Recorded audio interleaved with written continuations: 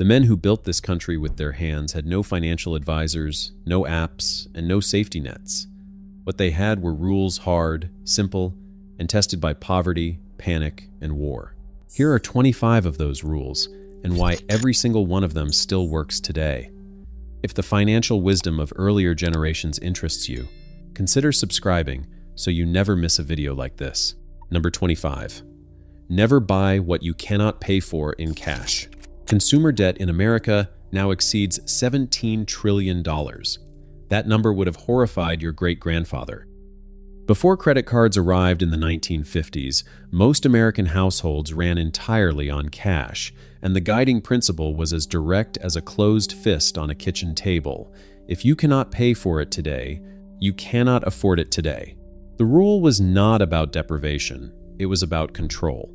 Families who carried no consumer debt kept every dollar they earned working for them instead of working for a bank. Research published by the National Bureau of Economic Research confirms that zero-debt households accumulate wealth at significantly higher rates over 30-year periods than households carrying revolving consumer debt. Your great-grandfather did not need a study to tell him that. He already knew. Number 24. Keep a written budget for every dollar you earn. By 1925, the envelope budgeting system had already been in practice in American households for a generation. Every paycheck was divided into labeled envelopes, rent, food, clothing, savings, before a single dollar was spent. The system required nothing more than paper, a pencil, and the discipline to stop spending when an envelope ran empty. It worked then, it works now. The American Institute of CPAs has documented that households maintaining written budgets save an average of 18% more annually than those tracking nothing. That gap compounds dramatically over decades. The pencil and the envelope did not become less powerful just because a smartphone arrived.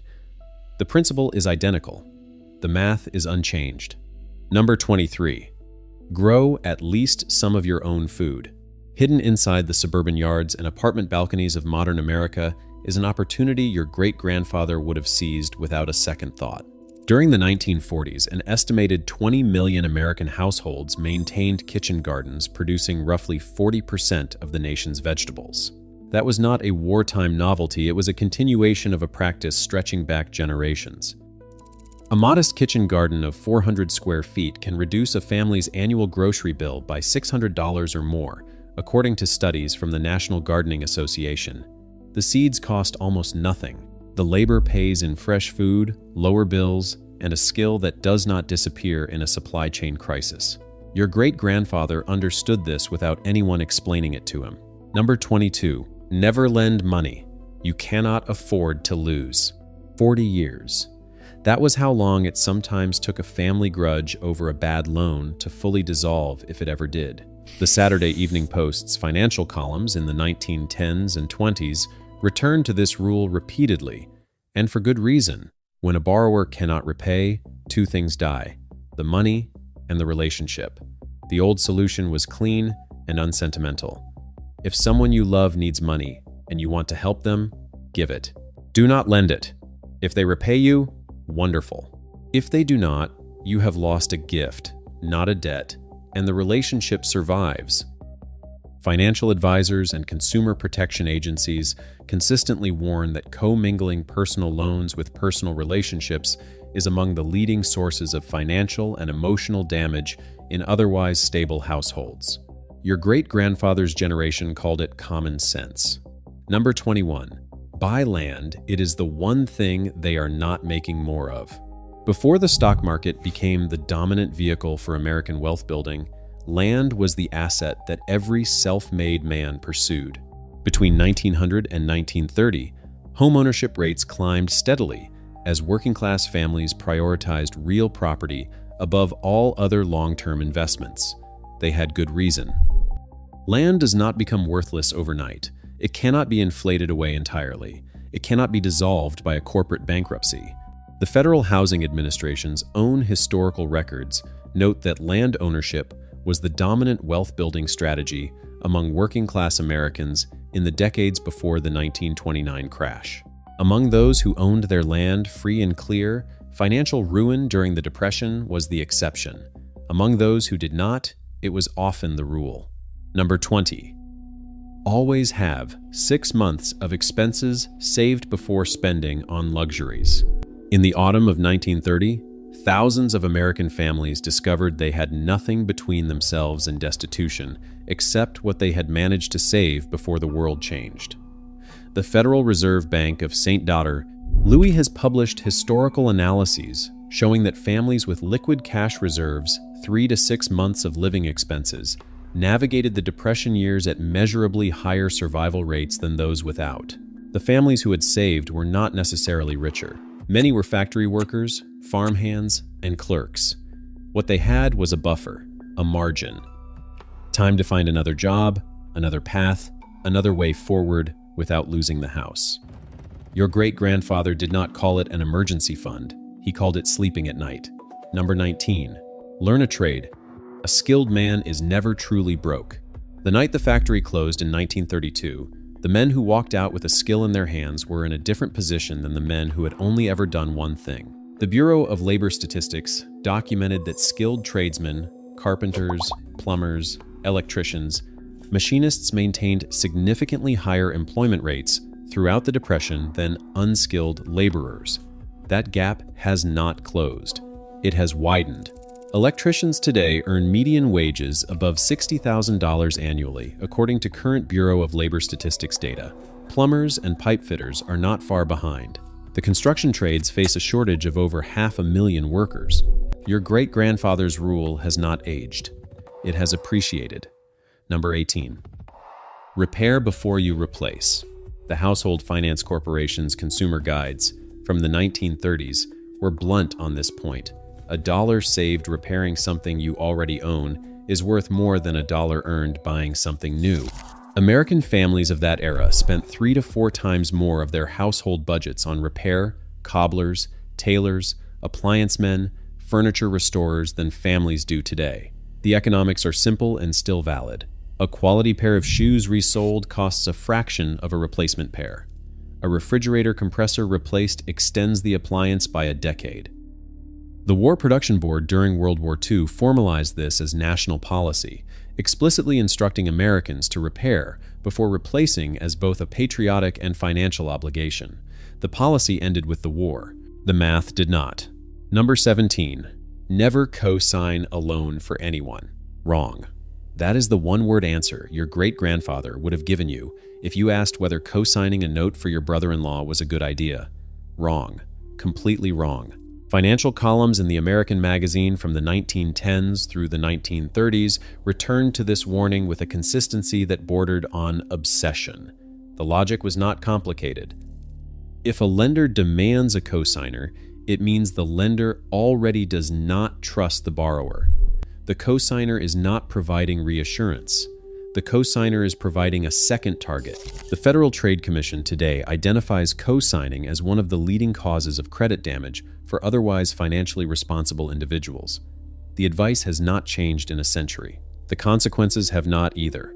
Number 16. Diversify your income, never depend on one source. 3 income streams. That was closer to the norm than the exception in Depression-era American households. Farming families sold eggs, milk, and seasonal labor. Urban families took in boarders or did piecework. Wives and children contributed through domestic service, laundering, and street vending. Economic historians have documented that households with 3 or more income streams during the 1930s experienced poverty rates less than half those of single-income families. The platforms have changed. The principle has not. A side business, a rental income, a freelance skill, any second stream transforms a financial life from fragile to resilient. Your great-grandfather's household did not have an app to manage it. It had necessity. Necessity turned out to be an excellent teacher. Drop a comment and let us know where you are watching from. We love hearing from people across the country who are putting these old rules to work. Number 15, avoid debt like the plague, especially for things that lose value. Nearly 9,000 American banks failed during the Depression years. The FDIC's own historical database records the devastation. What those failures meant for ordinary borrowers was catastrophic. Loans were called in, collateral was seized, and families who had borrowed to buy depreciating assets, furniture, automobiles, appliances found themselves owing money on things now worth a fraction of the original price. The rule your great-grandfather carried was specific. Debt on a home, paid off as fast as possible, acceptable. Debt on a car, a sofa, or a radio, dangerous. The car loses value from the day you drive it. The sofa never gains any. The interest you pay on either is money leaving your household every month and enriching someone else's. He knew which direction he wanted the money to flow. Number 14. Invest in yourself before you invest in the market. Andrew Carnegie said it plainly, and he said it often. The first and best investment any young man could make was in his own mind and his own skills. Carnegie's Gospel of Wealth, published in 1889 and read widely through the early 20th century, was explicit. The market can take your money, but no one can take what you know. Night schools, trade courses, library cards, and correspondence programs were the investment vehicles of the working-class American before Wall Street seduced an entire generation with margin accounts. The men who spent the 1920s improving their skills rather than speculating in stocks were, by 1932, in considerably better shape than those who had not. The principle holds today. A skill acquired is a return that compounds for decades. Number 13. Keep your fixed expenses as low as possible. Financial advice columns published as early as 1915 were explicit. Fixed expenses, rent, loan payments, insurance premiums were the most dangerous category in any household budget because they could not be reduced quickly in a crisis. The guidance was to keep them below 30% of monthly income wherever possible. That threshold appears in modern financial planning literature almost word for word. The logic has not changed because the underlying economics have not changed. A household with low fixed expenses can survive a job loss, a medical emergency, or an economic downturn because it has room to maneuver. A household stretched to its limits on fixed costs has no room at all. Your great-grandfather knew that the most dangerous bill was the one that arrived whether you had the money or not. Number 12. Give to your community. Generosity comes back around.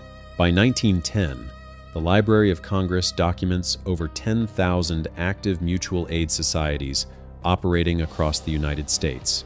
These were not charities. They were financial networks, fraternal orders, ethnic benevolent associations, church-based emergency funds where members contributed regularly and drew on the collective pool in times of crisis. The math of mutual aid was simple and powerful.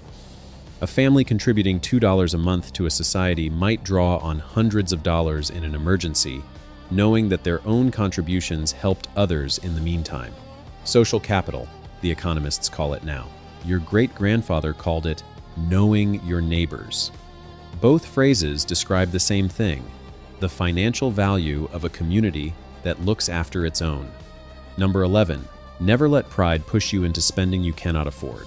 The comic strip was called Keeping Up with the Joneses, and it launched in 1913 as deliberate satire of American conspicuous consumption. Its creator, Arthur Momand, based it on his own humiliating experience of stretching financially to match neighbors whose income he simply could not match. The strip ran for 26 years. The behavior it mocked ran considerably longer. Depression-era financial analysts were clear in hindsight.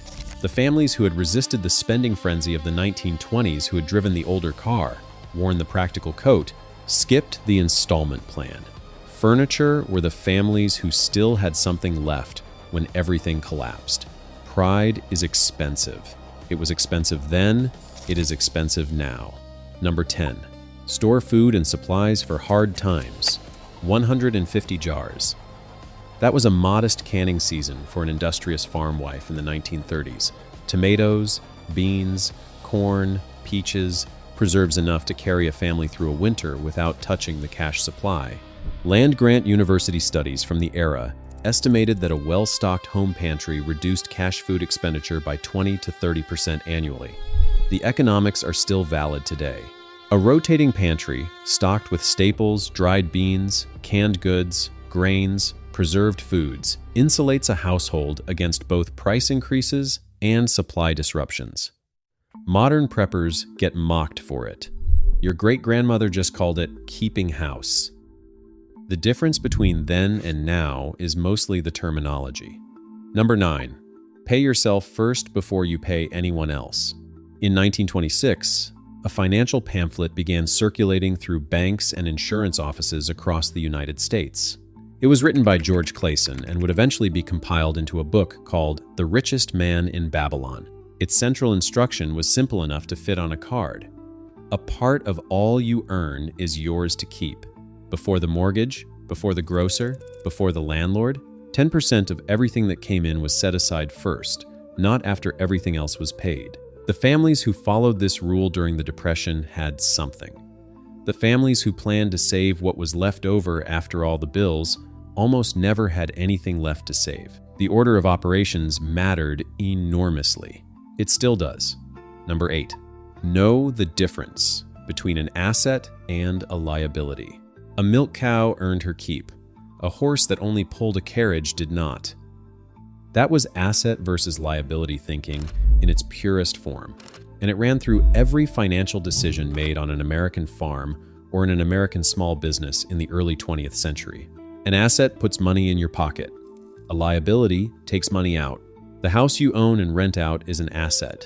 The brand new truck you are still paying off is a liability wearing an asset's clothing. USDA agricultural economics publications from the 1910s and 20s are filled with this framework applied to livestock, land, and equipment. Robert Kiyosaki put it in a best-selling book in 1997. Your great-grandfather put it in practice without needing the book. Number 7. Negotiate everything. The price on the tag is just the opening offer. Fixed-price retail did not become standard American commercial practice until department store chains expanded through the 1920s and 30s. Before that shift, nearly every transaction involved negotiation, dry goods, hardware, farm equipment, even professional services.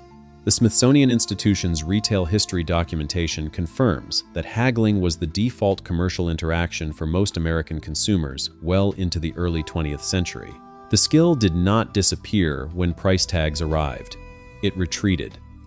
It became socially unfashionable in retail settings, while remaining entirely functional everywhere else: car purchases, medical bills, contractor quotes, insurance rates, credit card interest rates. Every one of these is negotiable today. Your great-grandfather knew that every price was a conversation opener. He was right. Number 6. Own your home, outright, as quickly as possible. Mortgage burning ceremonies were real. Families invited neighbors, made food, and gathered in the yard to watch the paid-off loan document go up in flames. It sounds like folklore. It was not. It was a genuine community event, marking one of the most significant financial achievements a working-class family could accomplish. U.S. Census Bureau data from 1940 shows that owner-occupied homes with no outstanding mortgage had foreclosure rates of effectively zero during the Depression years, while mortgaged properties failed at catastrophic rates. The family that owned its home free and clear had a foundation that could not be pulled out from under it regardless of what the banks or the economy decided to do. The ceremony was not sentimentality. It was a celebration of genuine, unshakable security. We would love to know if you started paying extra on your mortgage today. How many years do you think you could knock off? Drop your answer in the comments below. Number 5. Teach your children about money from the time they can count. Benjamin Franklin's father began teaching him financial accountability before he was 10 years old. The lesson was not complicated. Money is earned, tracked, saved, and spent with intention, not impulse.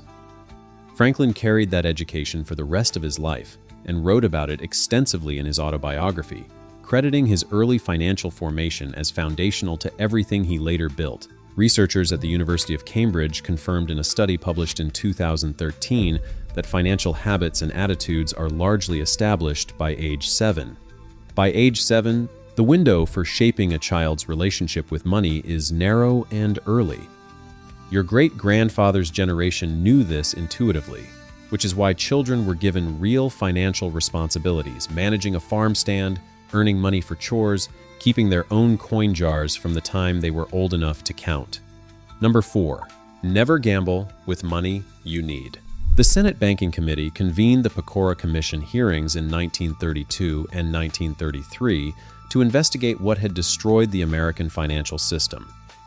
What they found, in testimony after testimony, was that ordinary citizens had purchased stocks on margin, borrowed money, betting on prices that would keep rising forever, in a frenzy that was functionally indistinguishable from gambling. 40% margin requirements meant investors controlled $5 in stock for every $3 they actually owned. When the market turned, the calls came fast. Families lost savings accumulated over decades in a matter of weeks. Your great-grandfather's aversion to gambling with necessary money was not superstition. It was the lesson written in the financial wreckage of an entire generation. Number 3. A good reputation is worth more than a high credit score. Before standardized credit scoring emerged in the mid-20th century, credit was personal, entirely personal. A local banker knew the man sitting across the desk, knew his father, knew his employer, knew whether he had ever walked away from an obligation. Oral histories collected by the Federal Reserve Bank of Minneapolis document that character-based lending was the dominant credit model in rural and small-town America well into the mid-20th century. What your great-grandfather understood was this: a reputation for honesty and reliability was a financial asset that could open doors no score could. It took years to build and could be destroyed in a single broken promise. He guarded it accordingly. Standardized credit scoring made lending more uniform. It did not make character less valuable. Number 2. Hard work is not enough, you must also work smart. Elbert Hubbard published A Message to Garcia in 1899.